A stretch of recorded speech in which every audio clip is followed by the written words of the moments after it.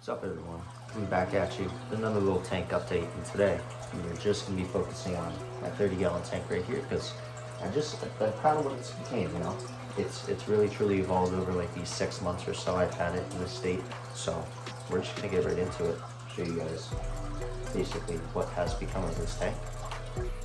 So to start with our 30-gallon tank, we added 10 of these tiger bars right here, all of which are doing exceptionally well.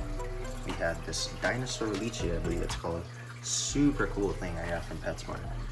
I didn't even know these things kind of existed. It's like a little eel. We have a red-tailed shark here, and then we also have 4 Chinese algae eaters. If I can see one right now, I don't know where they are. They're usually hiding, but if they pop up, I'll show you again.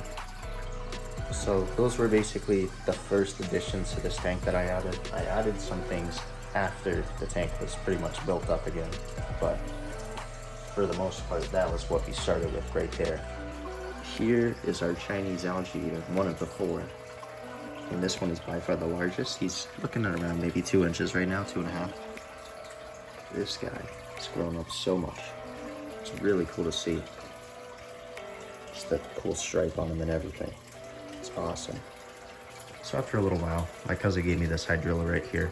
And as you may or may not know, it is actually invasive in most states, especially where I live in Massachusetts. It's one of the invasive plants that we have here, just because it grows so quick and it clogs up some of the waterways. And it's no different in this tank. I started out with a strand probably about that long right there, as long as that. And now it's grown into a freaking jungle. It's amazing.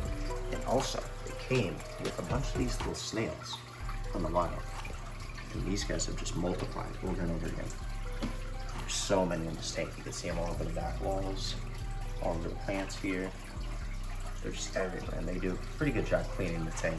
I do no water changes on this tank, and it is just flourishing like a natural ecosystem. So yeah, this tank has come with nothing but good luck, and I'm just gonna give you a rundown of kind of how I operate this thing. So I added in my decorations. That's a natural piece of driftwood right there.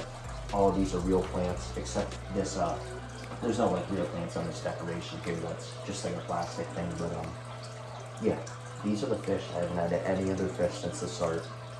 The only thing I will do, instead of like a water change, is when this water drops, so like maybe a little bit more than that, but like right there, I will just add more water in.